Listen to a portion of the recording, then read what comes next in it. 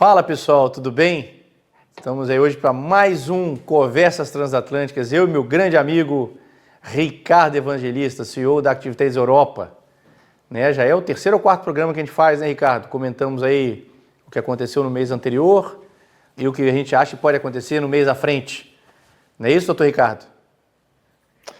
Caro Bochá, sempre um prazer enorme rever-te aqui online e termos esta conversa. Sim, acho que já é a quarta, talvez até a quinta sessão que fazemos, se contarmos aí com os testes e isso. Sim, e acho que temos aqui bastantes temas para discutir desta vez. Hein? A vida está muito interessante. O mundo está sacudindo. O mundo está sacudindo. O mercado está interessante. Vamos lá? Vamos começar? Primeiro tema. É isso aí, ó, os caras bonitos ali e tal. Vamos começar pela Europa, então é o Ricardo que começa. Qual que é o primeiro tema, Dilson? Bota aí pra gente. O euro fecha julho com pior semana de perdas em relação ao dólar desde 2022. É isso, Ricardo. Agora é dólar forte? Pois, assim, se tivéssemos uma máquina do tempo e se tivéssemos viajado para quinta-feira à noite, eu diria que sim, eu diria que estávamos a entrar num período em que regressa o dólar forte, ou seja, em que o excepcionalismo americano volta a estar aqui no centro da narrativa dos mercados. No entanto, nós vimos que depois, na sexta-feira, aconteceram ali umas coisas nos Estados Unidos que deixam um pouco confusa a situação, mas já lá iremos. Sexta-feira, só para se atualizar, né? Última sexta-feira, dia 1º de agosto. Dia 1º de agosto. O pessoal que está vendo o programa gravado. Exatamente. Ou seja, julho, na quinta-feira, 31 de julho, o euro estava com uma perda na última semana de 3% face ao dólar. E porquê é que isto aconteceu? Isto aconteceu porque a União Europeia basicamente rendeu-se aos Estados Unidos, rendeu-se a Trump, capitulou, aceitou pagar uma tarifa de 15%, que é a tarifa base, embora alguns produtos tenham mais, outros um bocadinho menos, mas a tarifa base é 15%. Aceitou pagar uma tarifa de 15% aos Estados Unidos, comprometeu-se também a fazer fortes investimentos nos Estados Unidos, comprometeu-se a comprar, a gastar centenas de milhares de milhões de euros em armamento aos Estados Unidos. Bom, uma série de coisas aqui. Do lado dos Estados Unidos, para equilibrar isto, não houve nada. Ou seja, os Estados Unidos não se comprometeram a nada, ficam com tarifas zero na Europa, não têm que fazer mais nada e, portanto, é este o cenário. Como é que os mercados interpretaram isto? Os mercados interpretaram isto como sendo negativo para a Europa, ou seja, apesar da forma como a Ursula von der Leyen, que é a Presidente da Comissão Europeia, tentou vender isto como sendo um desfecho positivo. Uma coisa boa. Uma coisa boa, uma vez que ia eliminar a incerteza. No entanto, os mercados não compraram essa explicação. Não compraram essa explicação porquê? Porque o que isto vai criar, na verdade, são mais ventos contrários para as exportações europeias para os Estados Unidos. E os Estados Unidos são um dos principais mercados da União Europeia. Portanto, o que temos aqui foi uma capitulação total da União Europeia aos Estados Unidos, que economicamente cria aqui eventos contrários e é vista pelos mercados como sendo negativa, mas para além disso, eu penso que também é mau, é um desfecho muito negativo para a União Europeia, porque mostrou que a União Europeia é um tigre sem dentes. Ou seja, a União Europeia é um gigante económico, é verdade, é sim senhor. Agora, é um gigante económico que politicamente é um anão. E que não tem capacidade para influenciar nada no mundo e quando entra numa disputa com os Estados Unidos, imediatamente se rende e aceita os termos que lhe são impostos. Portanto, não me surpreende aqui que os mercados tenham reagido vendendo o euro. Nós tínhamos vindo a observar, desde o princípio do ano, um fenómeno que muitos pensavam que seria o fim do excepcionalismo americano e o fim do excepcionalismo do dólar, em que havia um fluxo de investimento que estava a migrar de ativos americanos para a Europa e que estava, portanto, a provocar um fortalecimento do euro face ao dólar americano, e esta situação aqui veio um pouco pôr o travão a isso. Portanto, eu penso que este momento foi um momento trágico para a Europa. Eu devo dizer que acreditava muito no projeto europeu e continuo a acreditar, e acho que os países que compõem a União Europeia isolados vão ser ainda mais insignificantes do que é a União Europeia neste momento. Portanto, penso que a União Europeia é fundamental. Agora, perdi um pouco a esperança de que esta União Europeia possa vir a ter uma voz a nível global que seja ouvida. Foi um momento de verdade e um momento em que se viu que na Europa o rei vai nu e a Europa, então, como eu dizia há pouco, é um tigre sem dentes, um gigante económico, mas um anão político. É só isto que eu tenho a dizer. Você vive por dentro aí, afinal de contas, o Ricardo está em Portugal, mora em Portugal, mas tem família, né? Tem família em Londres, está sempre na Inglaterra também, enfim, conhece bem ali a região toda, né? Você tem a visão de dentro aí, de fora realmente. Falei hoje, inclusive, no programa que eu tenho aqui na Active, falei, inclusive, poxa, desde a crise de 2008 que o PIB europeu descolou muito do PIB americano, né? O PIB americano disparou e a Europa meio que estagnou, né? Então, tem mais de 15 anos aí meio estagnado, com os Estados Unidos avançando rápido, né? Crescendo rápido o PIB. Eu acho que talvez nessas horas apareça essa diferença, na hora de negociar as coisas, né? O cara ficou muito maior, ele tem mais margem, né, Ricardo? Eu penso que não é só isso, Poxa, eu penso que não é só isso.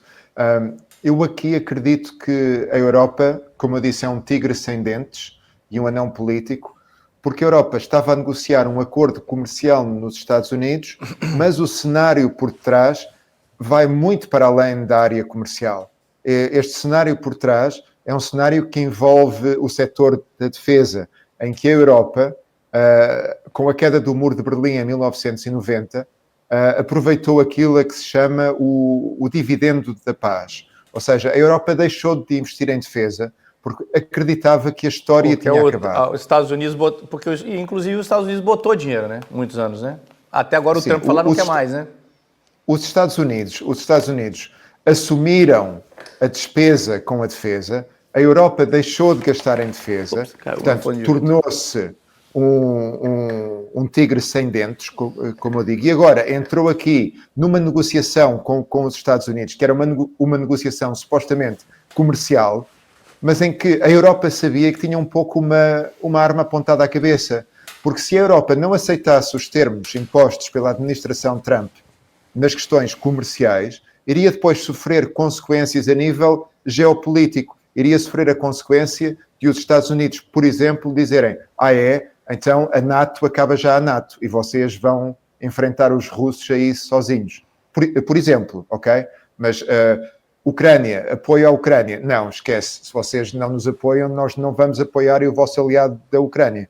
Portanto, isto assim explicado de forma um pouco simplista, é uma situação em que a Europa estava a negociar estava a negociar um acordo comercial, mas em que a sua falta de projeção política e geopolítica e militar a nível global ditou que a Europa tivesse que aceitar termos humilhantes e termos que economicamente são negativos. Portanto, por isso eu digo que a União Europeia é bom que acorde mesmo agora, ok? E é bom que comece mesmo a pensar em mudar o paradigma. Algumas escolhas difíceis vão ter que ser feitas, porque não podemos ter o Estado Social que temos neste momento na Europa e, ao mesmo tempo, fazer o investimento que vai ser necessário fazer em defesa.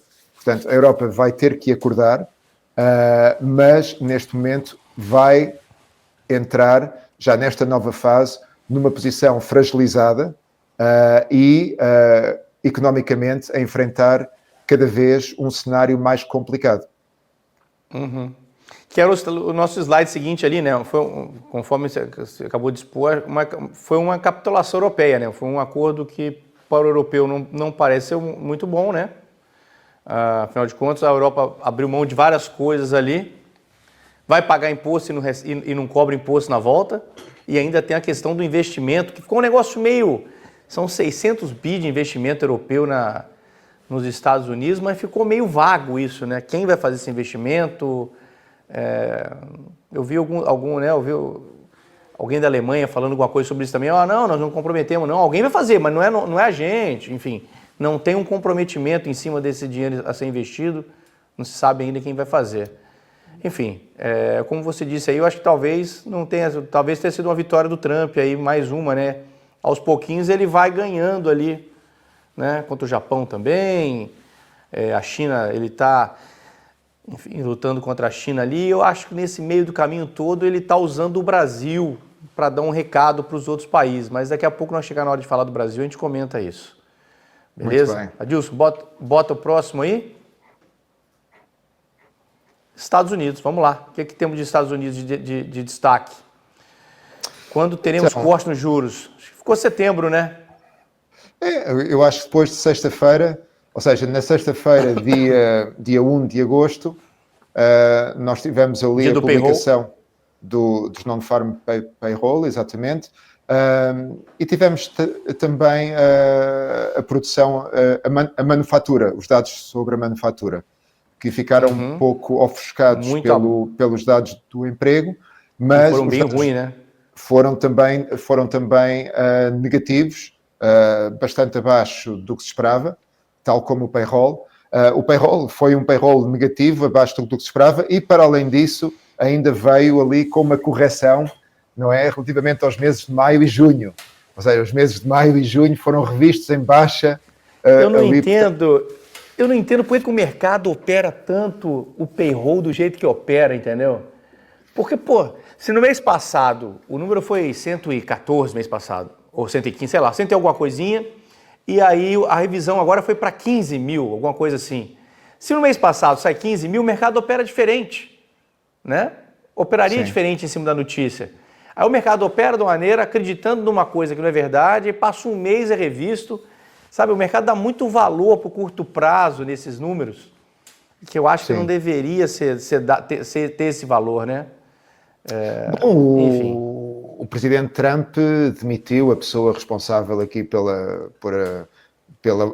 organismo que faz a entrega destes números. Pelo Departamento de Trabalho lá, né? Sim. É uma mulher, eu acho, né? É uma senhora, sim. Exato. Ela demitiu, falou que ela estava, inclusive, forjando os números. Manipulando ali a informação. A informação. São acusações bastante graves. Pronto, eu acho que é um pouco como se fazia no tempo dos romanos, não é? Em que quando o mensageiro trazia más notícias, arrancava-se a cabeça ao mensageiro para o castigar, não é? Ou seja, e aqui é um pouco isso. Trump, quando não gostou das notícias... e porquê é que Trump não gostou? Porque é assim, é um pouco um paradoxo, porque Trump até deveria gostar, de certa forma, porque agora as probabilidades da Fed cortar juros, que é o grande desígnio de Trump a nível da política monetária... Aumentam, né?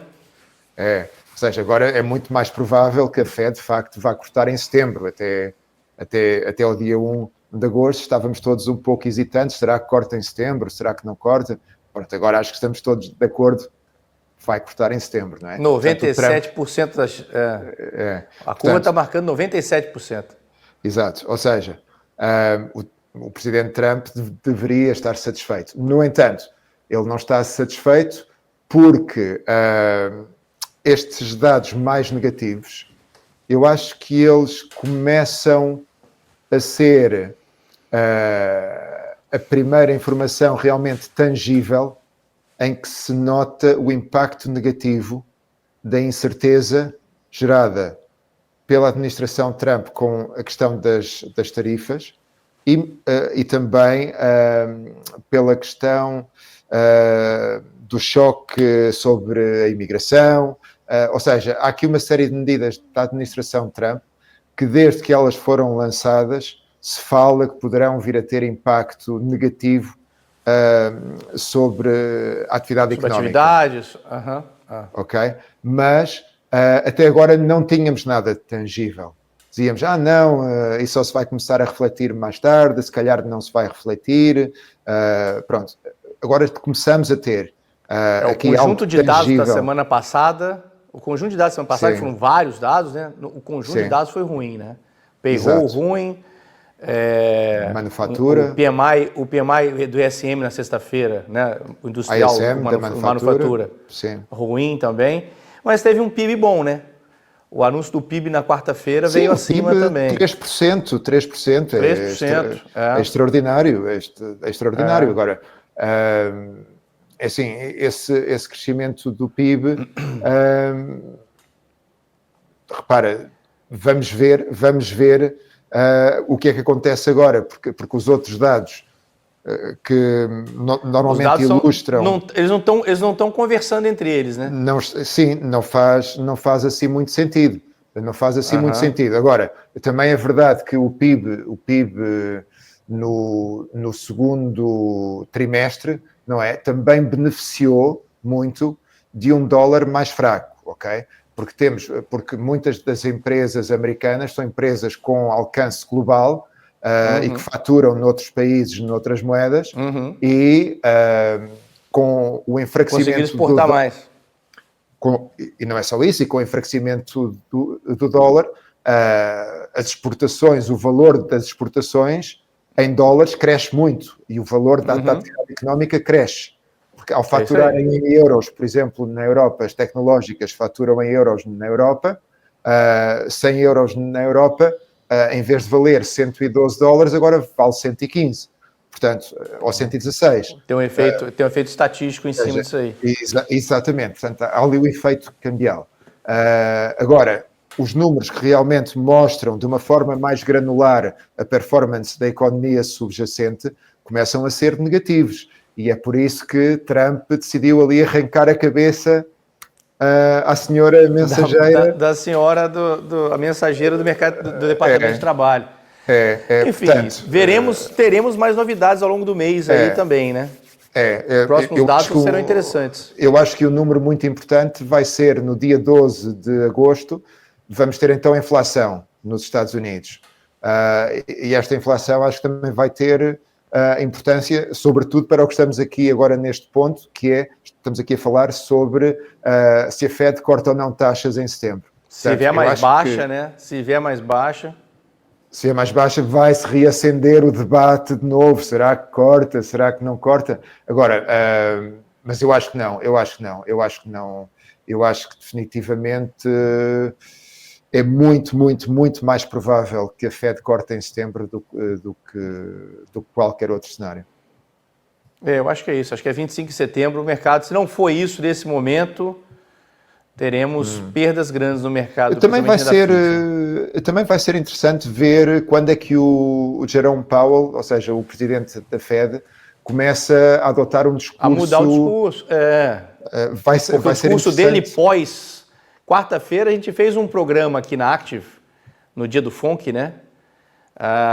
O Gabriel Guzmão aqui teve a ideia de montar um programa na hora ali para falar sobre o FONC e tal, não sei o que. Ficamos 1 hora conversando aqui ao longo do anúncio do FONC, depois a coletiva.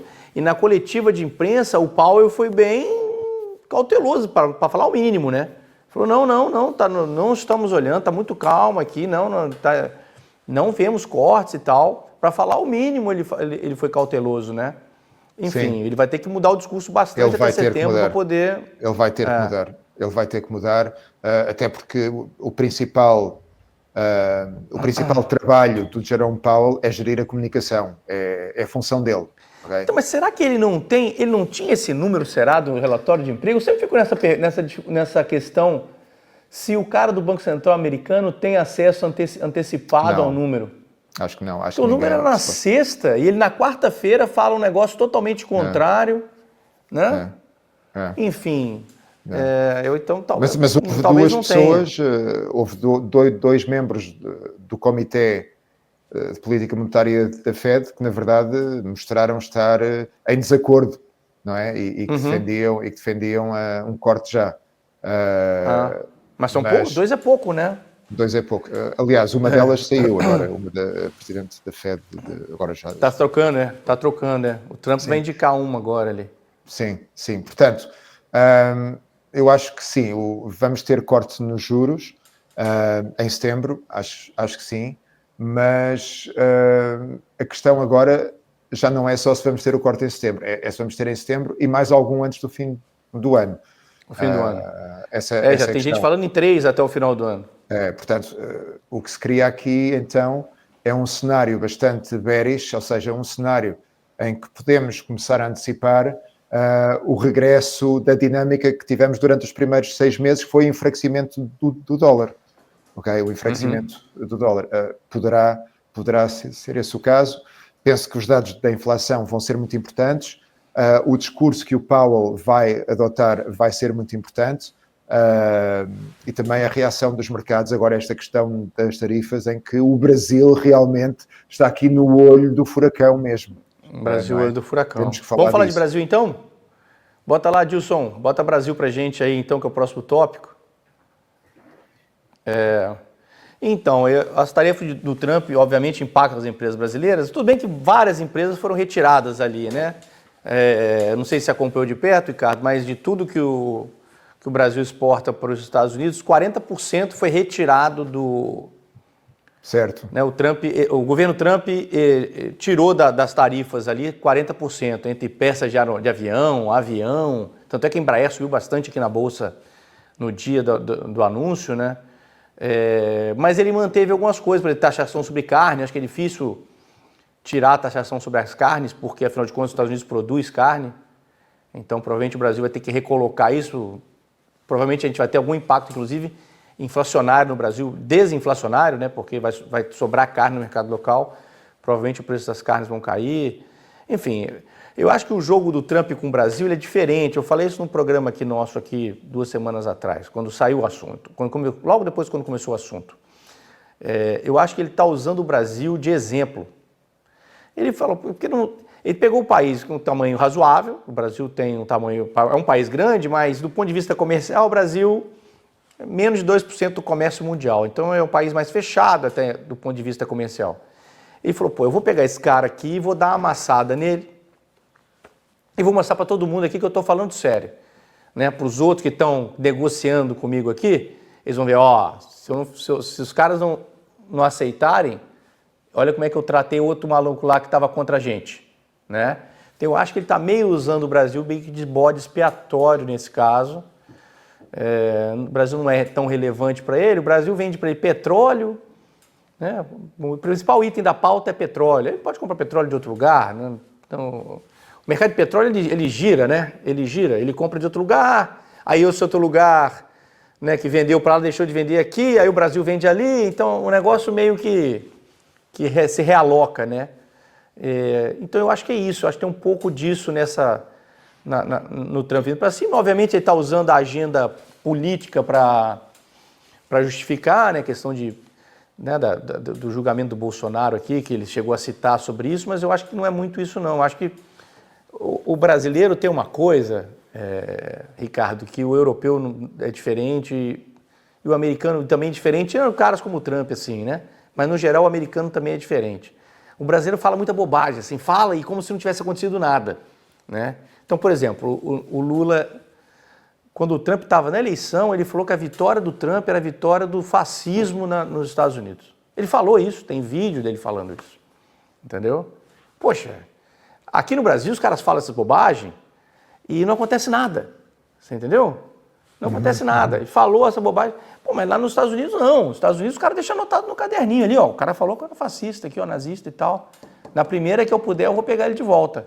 Né? A questão de mudar o dólar como moeda de comércio. Ninguém está falando disso. O único cara que insiste nisso, e o Lula falou ontem de novo, ontem, esse fim de semana teve congresso do PT aqui no Brasil. Ele falou de novo que buscar uma outra moeda é importante para a gente não ficar dependente e tal. Sim. Ele voltou esse assunto novamente. Ou seja, são coisas que para os americanos é caro.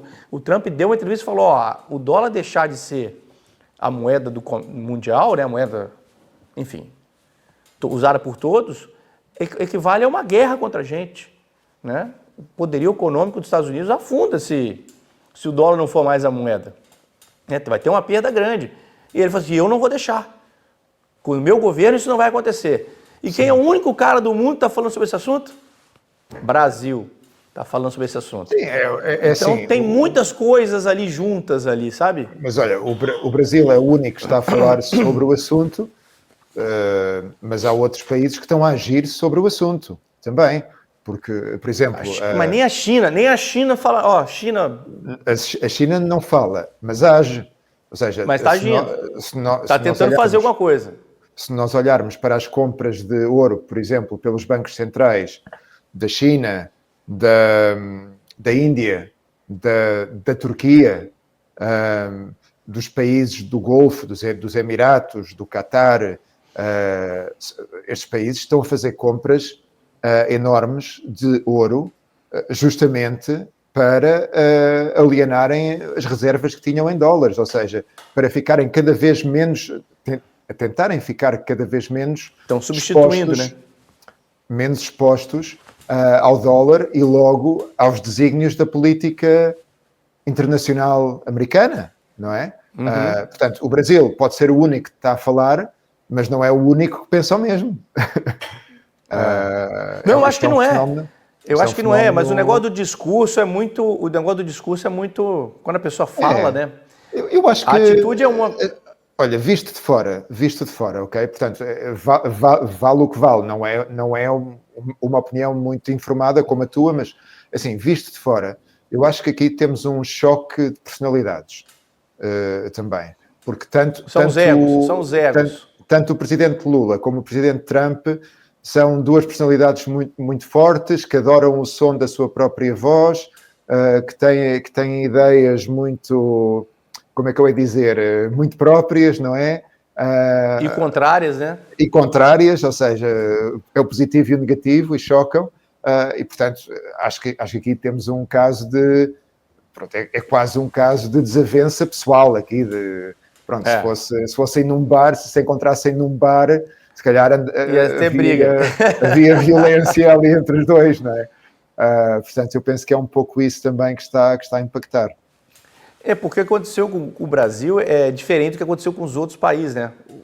Nós vamos aplicar 50% no Brasil de taxa e não tem conversa, né? Não tem ninguém do governo americano tratando com o governo brasileiro. Não tem o assunto...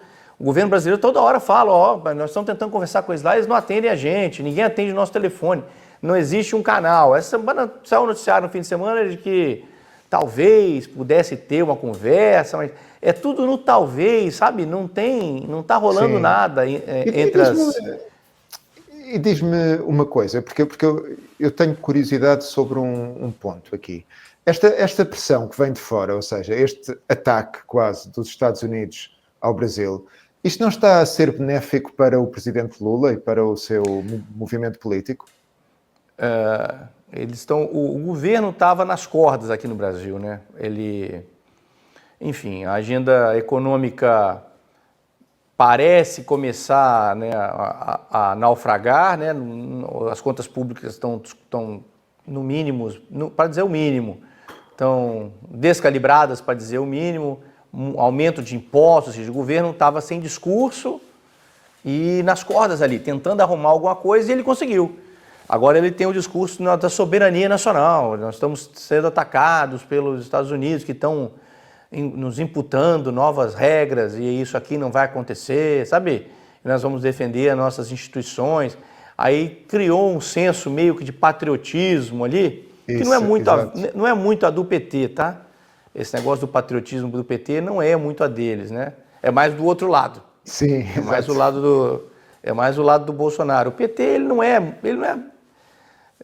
o negócio do PT é o socialismo, então, independente de que país seja, né? O negócio do Foro de São Paulo, enfim, essa é mais ou menos a ideia do PT. Então, ele pegou uma bandeira que normalmente não é dele, que é a questão da soberania nacional e tal, do patriotismo, e está balançando essa bandeira aí, e as pesquisas de intenção de voto, de aprovação do governo e tal, melhoraram. né? Se você pegar os últimos 15 dias, o governo melhorou a aprovação dele perante a opinião pública, perante o eleitor brasileiro. E aí,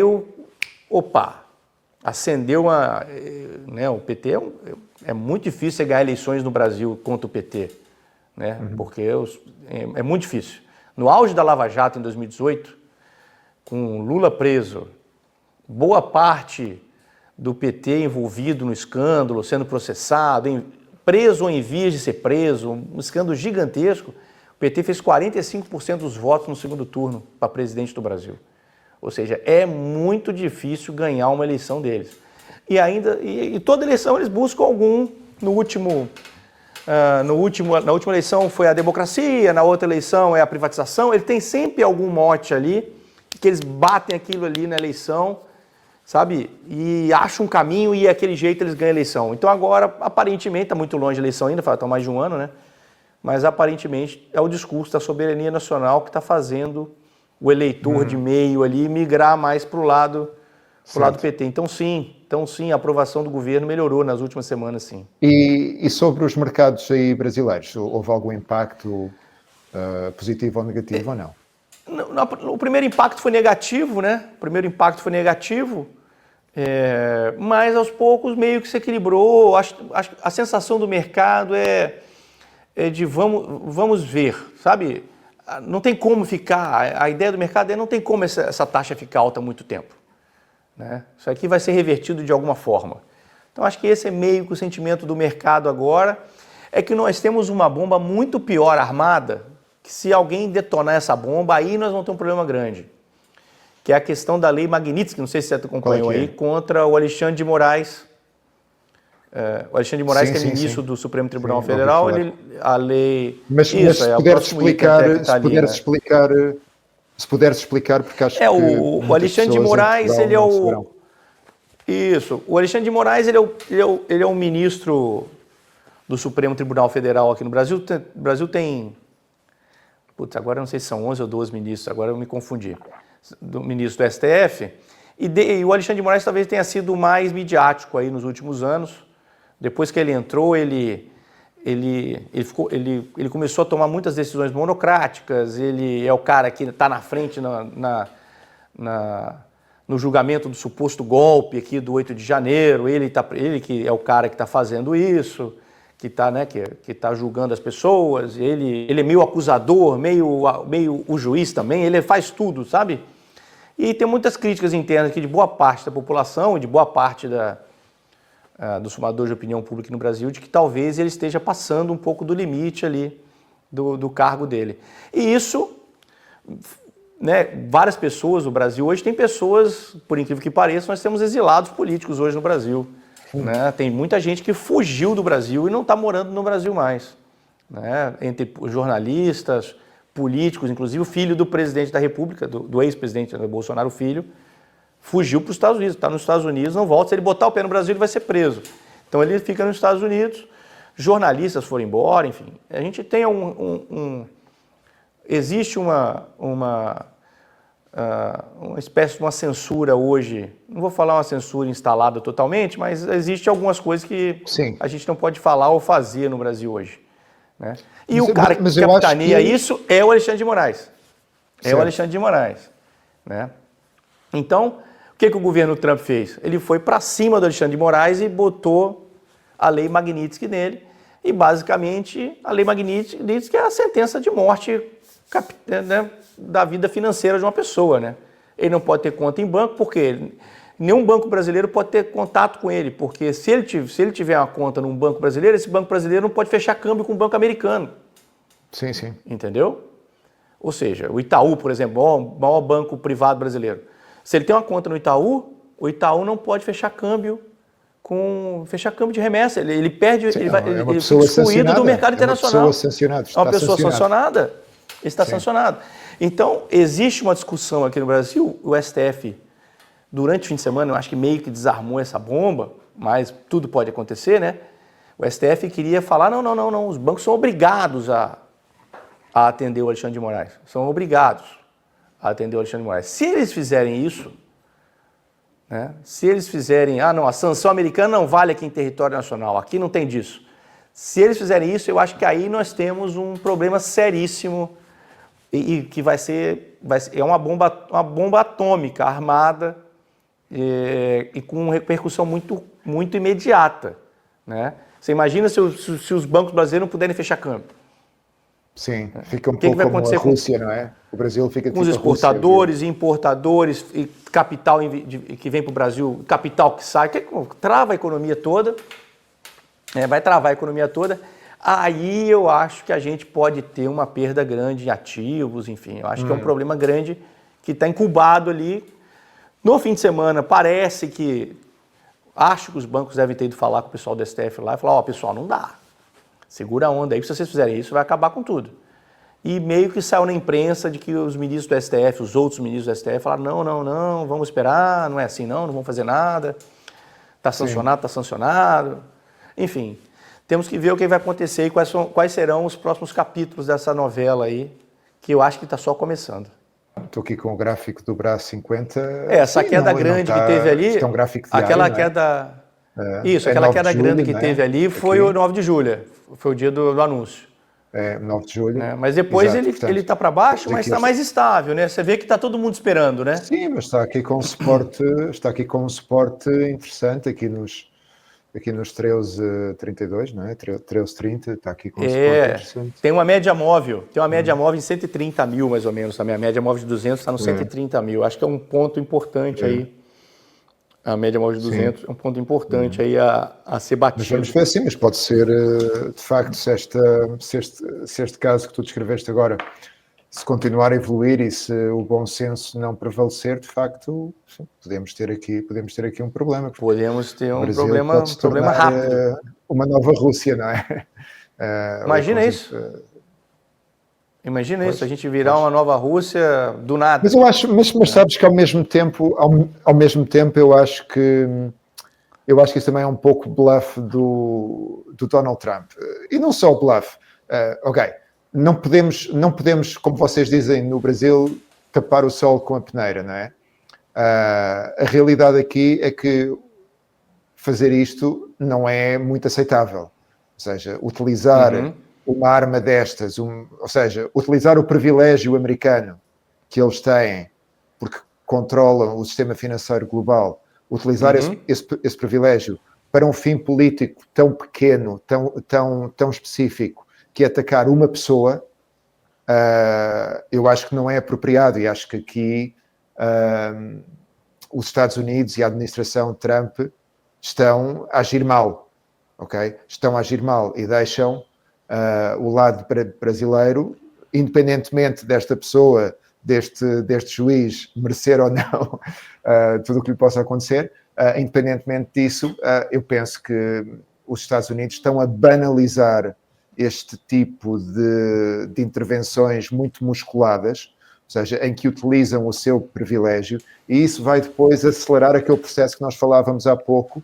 que é o desejo que cada vez é mais prevalecente em muitos países no mundo, que é o desejo de desdolarizar, ou seja, de menorizar a exposição aos ativos americanos, ao dólar, ao sistema financeiro americano, menorizar o mais possível essa exposição. Portanto, aqui temos mais um episódio em que de certeza que vai criar mais incentivo para que o Brasil, mas também outros países, investam ainda mais neste processo de desdolarização. Também aconteceu com a Rússia, né? A Rússia também. Sim. A Rússia ainda foi pior, né? Que a Rússia e os Estados Unidos bloqueou as reservas da Rússia nos bancos americanos, sim, né? E a Europa isso aí também é uma mudança de paradigma muito forte, né? Sim. Eu não posso fazer guerra contra ninguém aqui, né? Sim. Não posso fazer nada aqui. Se eu fizer, o cara vai me tirar, então eu tiro o dinheiro de lá. Isso pode gerar uma reação em cadeia muito forte, né? Foi a partir de fevereiro de 2022 que nós vimos começou o movimento de compra de ouro pelos países, né? Exatamente. Talvez tenha sido existe essa correlação. O ponto inicial aí.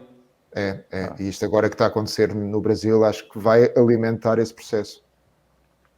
Sim. Próximo lá, Dilson, pra gente... O que temos aí?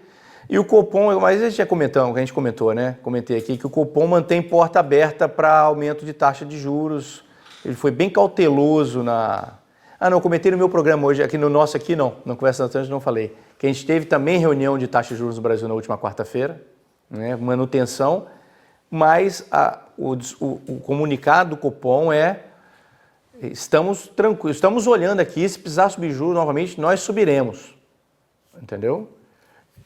E aí entra muito, tem uma entrevista com o Alberto, economista-chefe aqui do Goldman Sachs no Brasil. Eu vi uma entrevista com ele na semana passada que eu achei muito interessante. Ele falou, cara, se o juro for para 18%, não muda nada. O problema do Brasil não é os juros, o problema do Brasil são as contas públicas, né? Ele diz isso, e eu concordo em gênero, número e grau com ele. Enquanto as contas públicas não se acertarem, a gente não vai ter uma inflação sob controle, porque o governo está metendo dinheiro na economia, né? Está metendo dinheiro na economia e aí, obviamente, o preço de nada vai cair, o preço só sobe, o consumo está elevado com dinheiro fabricado, né? Que não existe o dinheiro muitas vezes. Então, o governo, né, tem déficit fiscal, imprime dinheiro para pagar a conta, ou aumenta imposto, ou faz os dois, né? Aumenta imposto, não consegue fechar tudo e imprime dinheiro para pagar a conta. E, obviamente, isso é um processo inflacionário. Enquanto a gente não atacar isso, pode botar 18, 25, que é o cenário de dominância fiscal, que eu acho que a gente está entrando nele aqui no Brasil a passos largos, assim. Existe um risco, não é? Existe um risco. Não é só não ajudar a controlar a inflação, é que também existe um risco de estrangular o investimento e estrangular a confiança. Já está estrangulado.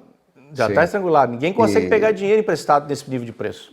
Porque normalmente o que acontece quando temos políticas fiscais que são expansionistas, não é? Que têm um efeito inflacionário sobre a economia, mas depois temos a política monetária que tenta contrabalançar isso. Normalmente o resultado é o pior dos dois mundos, não é? Porque acabamos com a inflação alta e com o crescimento baixo, não é? Com a estagflação. A estagflação. É mais ou menos um cenário que talvez a gente esteja caminhando para ele aqui no Brasil, infelizmente, né? Enquanto as contas públicas não estiverem corretas, a gente vai sofrer isso aí. E não adianta, nós temos eleição ano que vem, até a eleição não vai acontecer nada, né? Teremos mais do mesmo até a eleição. Eu falei no meu programa de manhã que eu acho que o diagnóstico é errado no Brasil, né? Temos um déficit, ele vai lá e aumenta o imposto. Justiça social, estamos aqui pagando imposto, aqui, tirando os mais ricos para pagar conta, não sei o quê. Beleza, aí aquele problema resolve por 2, 3 meses, de novo tem dívida, ele vai lá e de novo aumenta outro tipo de imposto. É o que está acontecendo, tem 3 anos disso já, temos eleição ano que vem, não é um ano que historicamente os governos fazem nenhum tipo de ajuste, não vão economizar nada porque é ano de eleição, então teremos mais déficit e provavelmente teremos mais aumento de imposto, né? É o que temos, é o que está acontecendo e vamos até a eleição em outubro do ano que vem. Então falta mais de um ano aí, a nossa novela mexicana aqui, a nossa novela dramática não acaba, né? Ela vai continuar até outubro pelo menos, e depois de outubro, quem ganhar a eleição provavelmente vai ter que lidar com isso, né? E veremos como é que vai ser os próximos passos. Mas eu acho que essa novela mexicana não é só no Brasil, eu acho que estamos com novela mexicana global neste momento, porque... Todos os estados, principalmente depois da Covid, né? Depois da Covid, acho que foi o... Eu acho que estamos com novela mexicana em todo lado, mesmo nos Estados Unidos. Nós olhamos agora para esta Big Beautiful Bill e é difícil entender como é que se consegue justificar a criação de mais dívida ainda para os Estados Unidos. Aí estamos a falar, penso que o consenso está entre os 4 e os 6 trilhões de dívida que vai ser criada durante os próximos anos. Ou seja, dívida adicional. Impagável, né? A dívida é impagável. Dívida impagável. Como é que é possível? Como é que é possível isto estar a acontecer e como é que é possível que se faça isto para depois cortar na receita fiscal? Ou seja, vamos cortar na receita fiscal, vamos aumentar a dívida, o que quer dizer que vai custar mais manter essa dívida, não é? Porque a dívida não é só a dívida, pois há também o custo dessa dívida, o juro, não é? tem que se pagar, ou seja, tem que se manter essa dívida. Os Estados Unidos já gastam mais a manter a dívida do que em defesa, por exemplo. Okay?